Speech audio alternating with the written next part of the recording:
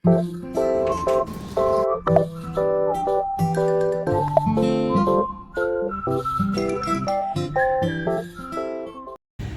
semuanya, balik lagi di Himatika Talk dengan saya Razan Pasrehan dari Statistika 21 dan saya Kelvin Doni Prasta dari Statistika 21.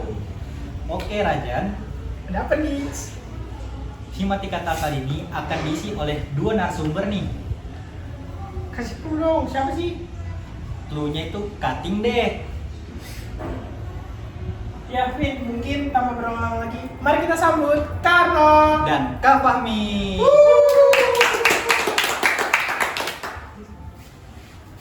Ayo Kak, mari duduk.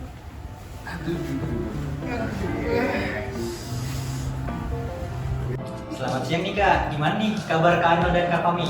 Mungkin dari Kak Arno dulu nih. Selamat siang. Kalau kabar saya sih alhamdulillah lagi baik-baik aja. Alhamdulillah. Kalau Kak Fahmi sendiri gimana nih kabarnya? Kalau dari saya sendiri ya ada yang baik ada yang enggak. Alhamdulillah. Semoga baik terus ya Kak ya. Kalian gimana? Kalian gimana? Kalau saya sendiri sih baik-baik aja sih Kak. Ya, lagi mau diterpa uas sih kan, jadi harus baik. Benar banget. Mungkin kalau dari Karno ya, akhir-akhir ini sibuk ngapain sih Kak? Oke, untuk kesibukan biasa mahasiswa akhir lagi kerjain skripsi atau tugas akhir dan juga lagi ikut magang. Semoga semuanya dilancarin. Amin. Kalau dari Kak Fahmi sendiri gimana? Kalau dari saya sendiri apa ya, masih sebagai mahasiswa semester 6 ya jelas masih banyak mata kuliah yang masih diambil. Jadi ya sibuk menyelesaikan itu semua dan juga ada KKN dan juga selaku ya sebagai kakak sekarang. Nah, terlepas dari kesibukan kakak nih, kalau misalnya kakak ada waktu luang, biasanya ngisinya dengan apa nih kak? Mungkin ke Arnold dulu. Oke, waktu luangnya kalau saya sih ngisinya biasa game sih. Game. Atau enggak ya nongkrong sama teman-teman lah. Kalau saya. Kalau kak Fahmi, Kalau dari saya sendiri ya sama kayak kamu sih, jadi sering main game. Soalnya ya Mobile Legends selama ya.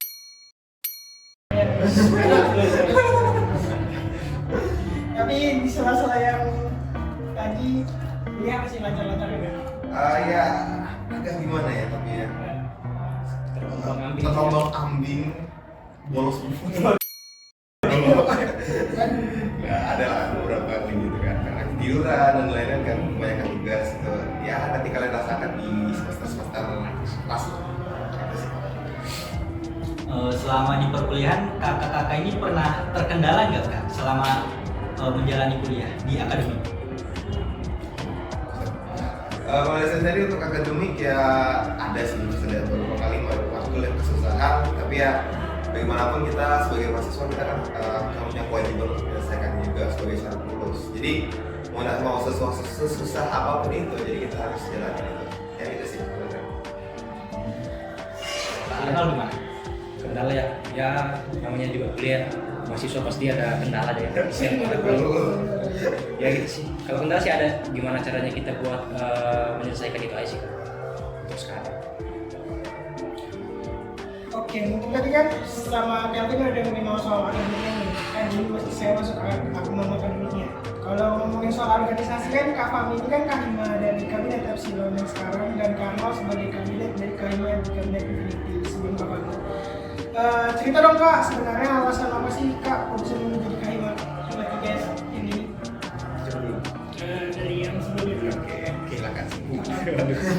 Alasan jadi Kahima ya. Kalau saya sih pengen mendobrak diri saya sendiri aja sih, kayak penasaran gimana sih cara menjadi seorang pemimpin, apalagi kan dalam organisasi gitu kan yang kita maksudnya basic saya juga dulu kan belum ada latar belakang seorang pemimpin kan, jadi penasaran aja gimana caranya itu sih kalau dari saya. Oke, kalau dari saya sendiri kenapa jadi Kahima? Kenapa jadi pemimpin seorang leader gitu? Nah dari kita sendiri kan sebenarnya saya bukan berasal awal dari main tapi dari luar kan. Nah, jadi untuk ibaratnya saya ingin membangun rumah ya dengan skill-skill yang dapat saya dapatkan dan juga apa ya kan sebagai juga apa ya tantangan gitu untuk diri sendiri untuk menjadi pribadi yang lebih baik lagi gitu sih kalau dari saya. Sangat mulia sekali ya. Benar banget tuh Kak. Kak Arnold dan Kak Fami kan sekarang ini kan Kak Arnold sudah pernah menjadi Kak Ima dan Kak Fami adalah seorang yang menjabat sebagai Kak Ima sekarang. Pernah gak sih Kak sebelum kakak berdua ini menjabat sebagai Kak Ima, kepikiran itu saya kira-kira bakal jadi Kak Ima gak ya? Tiba-tiba kepikiran gitu. Pernah gak? Oke, kalau gitu ya. Tentang kepikiran jadi Kak Ima sih dulu tuh enggak juga sih, lebih ke arah kayak pengen kuliah aja, mengikuti sebuah organisasi secukupnya aja. Cuman ya itu kayak kalau saya sempat berpikir kalau misalnya saya cuma stuck di situ-situ aja kayak kapan bisa saya bisa melampaui kemampuan saya, jadi kayak mencoba lah. Karena saya belum pernah menjadi kayak sebuah pemimpin, jadi pengen jadi pemimpin. Itu sih kalau pikiran awal nggak pernah. Kalau Kak Fami gimana? Kalau dari saya sendiri ya jujur itu nggak pernah kepikiran ya dulu ya. Soalnya dari waktu SMA, SMP maupun SD saya merupakan seorang siswa yang masuk lah, bisa dibilang tidak mengikuti sesuatu dan juga tidak bisa mengikuti sesuatu gitu. Nah, tapi kalau pas masuk ke kuliah kan nggak mungkin kan kita stuck di keadaan itu tersebut. Jadi waktu itu ada kepikiran bagaimana kalau aku menantang diriku terus menerus waktu kuliah, ibaratnya mengikuti keluar dari zona nyaman gitu. Nah, waktu itu ya walaupun agak berat ya kan melakukannya, keluar dari zona nyaman itu susah banget. Tapi kalau memang niat pasti bisa, dan inilah saya sekarang. Keren banget gak sih Kak? Ternyata kita semua punya potensi untuk menjadi pemimpin. Benar banget, selama semuanya ada. Iya. Iya, ada berusaha. Nah, Pak, pertanyaan selanjutnya, kalau pas sebelum maupun sudah menjadi Kak Ima, kakak pernah curhat gitu nggak? Atau dari curhat atau cerita gitu ke teman dekat kakak atau di pos kakak itu tentang semacam dorongan atau dukungan untuk kakak menjadi Kak Ima?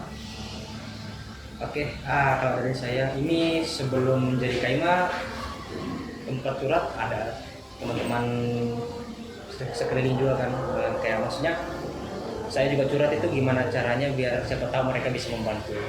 Begitupun juga ketika sudah menjadi Kak Ima kan, saya juga kalau misalnya lagi pusing kan, saya curhat ke teman-teman kayak mungkin siapa tahu bisa dibantu jalan keluarnya itu gimana. Itu sih seperti sistemnya lebih ke arah teman. Jadi teman dukung kakak dari Iya. menjadi Kak Ima ya? Terus Kalau dari kakak sendiri gimana? Kalau dari saya sendiri untuk support system seperti itu, sebenarnya saya orangnya jarang terbuka ya kalau orang. Jadi lebih ke mengenal diri sendiri. Tapi kadang-kadang kali kalau memang sudah kayak capek banget kalau pendam sendiri gitu kan, ceritalah sama teman-teman yang saya tidak dekat itu. Mungkin kan kalau mereka setidaknya kalau mereka tidak bisa memberikan solusi yang baik, kita sudah mengeluarkan uang kita gitu. Supaya nggak stres gitu. Itu sih kalau dari saya. Rata-rata semua teman ya. Benar. Tandanya nggak punya. Lanjut. Oke.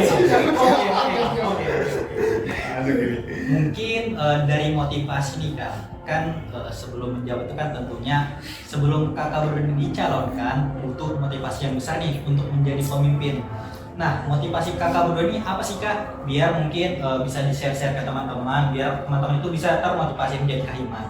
Mungkin dari Kak Arno dulu. motivasi ya. Untuk motivasi sendiri, selain saya itu pengen belajar menjadi seorang pemimpin, tergerak juga. Maksudnya kan kayak di Himatika ITK sendiri ini kan pasti di setiap kepengurusannya kan perlu membawa perubahan. Nah, saya ingin mencoba membawa perubahan kemarin di Kabinet Infinity. Itu sih motivasi, kayak pengen membawa Himatika ITK lebih baik lagi lah menurut saya. Wah, mulia sekali ya teman-teman. Mungkin dari Kak Fahmi nih gimana Kak? Kalau dari saya motivasi itu sebenarnya motivasi saya kan tadi saya jelaskan nih kayak ini tentang diri juga. Selanjutnya tadi kan karena saya berasal dari luar Hima juga, saya ingin membantu untuk membangun rumah yang pernah saya inginkan. Wah, ternyata motivasi dari Kak Hima ini sangat mulia sekali ya teman-teman. Lanjut. Oke, mungkin buat Karno nih. Pertanyaannya, pengalaman apa sih Kak yang kakak dapat selama jadi Kak Ima? Oke. terkait pengalamannya. Banyak sih pengalaman yang bisa saya dapat, terutama bisa berdiskusi bareng dengan dosen-dosen yang mungkin sebelumnya saya kayak jarang bertemu gitu, yang di luar prodi matematika, dan juga lebih pede aja buat ngomong untuk seperti sekarang. Dulu kan memang basicnya pemalu kan, nggak berani ngomong seperti sekarang. Terus dapat banyak teman juga dari ketua-ketua himpunan yang ada di ITK. Itu sih kalau dasarnya.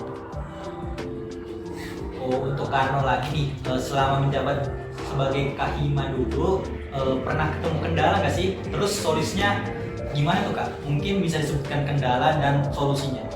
Oke, terkait kendala selama menjabat, kendala di setiap program kerja pasti ada. Gimana caranya kita menyelesaikan? Nah, kalau dari saya sendiri lebih ke arah diskusi. Kalau saya, gimana saya mengumpulkan teman-teman. Yang pertama saya kumpulkan adalah kepala-kepala departemen di setiap departemen yang ada di Infinity kemarin. Berdiskusi gimana caranya mencari pokok masalahnya itu apa, terus dijabarkan, terus mencari benang merahnya bisa diselesaikan. Kalau saya gitu. Wih, keren banget ya Kak. Jadi malu. Nah, ini kita ke Kak Fahmi nih. Kan Kak Fahmi ini Kahima sekarang ya. Kalau untuk sekarang ilmu yang telah Kakak dapatkan itu apa ya? Sama kendalanya sebagai Kahima itu apa? Atau sudah dapat solusinya? Oke, ilmu kendala solusi. Kalau ilmu sendiri jelas ya, kan kalau dari Kahima berarti bagaimana memanage untuk semua departemen dan anggotanya itu bekerja gitu kan. Nah, saya lihat ilmu-ilmu yang saya dapat itu lebih ke arah manajemennya. Soalnya kan kalau nanti kalian itu untuk manajemen organisasi itu ya nggak mudah gitu. Ibaratnya apalagi untuk melanjutkan regenerasi kan mulainya buat kabinet baru itu kan nggak mudah gitu kan. Nah itu ibaratnya pengalaman dan ilmu baru juga apa untuk struktur manajemennya. Nah untuk pengalamannya apa ya? Pengalaman itu lebih ke arah sih aplikatif, gimana kita tuh bisa lebih pede karena kan kita biasa memberikan sambutan di depan banyak orang gitu kan. Nah, jadi itu pengalaman-pengalaman yang mungkin nggak terlupakan kali ya setelah di Kahima. Nah untuk kendala sendiri, kendala yang saya sering hadapi itu ya seringnya antara miskom atau gimana gitu. Nah jadi untuk solusinya itu lebih ke arah diskusi juga sih. Jadi kalau komunikasi itu soalnya penting ya kan. Untuk menyelesaikan komunikasi ya memang kita harus koordinasi atau diskusi. Nah, seperti itu sih kalau dari saya yang saya baru rasakan sekarang ya baru sebentar ya lagi deh Baru sebentar aja pengalamannya udah banyak banget ya. Dan juga gitu dong ya. Jadi udah Untuk Kak Fahmi lagi nih, kan sebelum jadi Kahima ini, kakak ini pernah nggak sih kayak sharing-sharing gitu ke Kahima sebelumnya, gimana sih jadi Kahima? Gimana? Oke, untuk sharing-sharing dulu ya. Dulu ya pernah sempat juga nanya kan juga BWN itu waktu pas di ujung pas mau pendaftaran lah gitu kan, untuk memantapkan hati juga. Nah baru itu saya tanya-tanya juga ke pemimpin lain, ibaratnya yang saat yang saya bisa ilmunya gitu. Contohnya ya adalah di mahasiswa ITK itu saya tanya-tanya, udah kita konsul sama teman-teman saya juga. Nah di situ ya sudah tanya-tanya gitu, sudah mantapkan hati, mantapkan jiwa, mantap jiwa. Itu sih. penuh dengan persiapan yang matang banget nih Kak Fahmi. Bener banget. Mungkin pertanyaan buat Kak Anwar, buat ke Kak Fahmi nih ya. Kan Kak Anwar ini Kahima dulu. Nah, gimana sih Kak kesan-kesannya Kakak ke Kak Fahmi yang menjabat sebagai Kahima yang sekarang? Gimana tuh? Oke, kalau dari saya sih mungkin bisa tetap dijaga semangatnya untuk kabinet yang sekarang Epsilon. Terus juga lebih ke arah mungkin lebih apa ya? Lebih bisa mungkin koordinasi juga mungkin bisa ditingkatkan lagi, biar mungkin ada sedikit miskom mungkin saya juga kurang tahu, tapi mungkin bisa diperbaiki. Dan juga semoga di kepengurusan ini Himatika ITK bisa menjadi lebih baik lagi dari kepengurusan sebelumnya. Amin. Mungkin ini pertanyaan terakhir ya Kak dari kami. Sebagai Kahima, apa aja sih tugas Kahima itu Kak? Mungkin dari Kak Fahmi dulu nih. dikasih gitu. Oke, ini jauh ya. Jadi kalau kalian jadi K5 itu pertama otomatis kami kan harus sejak kalian terpilih dari ibaratnya kalian terpilih sebagai K5, nanti itu kalian akan membentuk sebuah kabinet. Nah kabinetnya itu sendiri kalian kan pas pencalonan kan ada visi misi kalian. Jadi kalian cari orang-orang yang bisa mewujudkan visi misi kalian.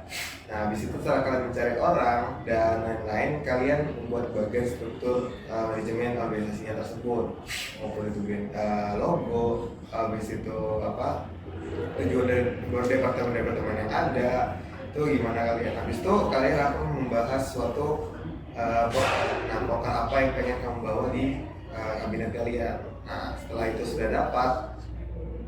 Jadi setelah dapat nanti kalian ajukan untuk legalitas organisasi kalian. Nah, habis itu kita melakukan rekrutmen staff juga untuk membantu kerja di kabinet. Nah setelah itu kalian habis itu K5 setelah tahap itu cuma monitoring dan koordinasi itu aja. Itu kalau K5. Dari Kak Arnold lagi nih, gimana? Ya kurang lebih sama dengan kami ya. Mungkin kalau secara garis besarnya aja ya itu tadi membentuk sebuah departemen kan juga kan, terus merangkai atau membuat juga program-program kerja, terus apa lagi ya, jadi itu kalau sudah ada itu kan gimana cara monitoring atau controllingnya itu sih, kalau bisa gimana cara mengontrol semua program yang sudah kita bentuk, apalagi kan departemen kan lumayan banyak ya, itu sih contohnya. Oke Kak, terima kasih atas telah terjawabnya seluruh pertanyaan yang telah kami berikan. Semangat ya. Benar banget. Kita padahal pengen ngobrol panjang Mas ya, Iya. masih banyak yang dibahas ya. Aduh, Gak terasa. iya. Ya kita masih mau nanya-nanya juga. Wah, tanya-tanya apa tuh Kak? Boleh Kak, boleh. Boleh banget sih. Ya, Mungkin juga kan. Ya mungkin ya, tantangan setelah gini aja. Semoga Karno dan Kak Fahmi selalu diberi kelancaran selama menjalankan perkuliahan, dan tentunya kami doakan Karno dan Kak Fahmi selalu diberi kesehatan oleh Yang Maha Kuasa. Akhir kalimat dari kami, Sampai jumpa di podcast selanjutnya.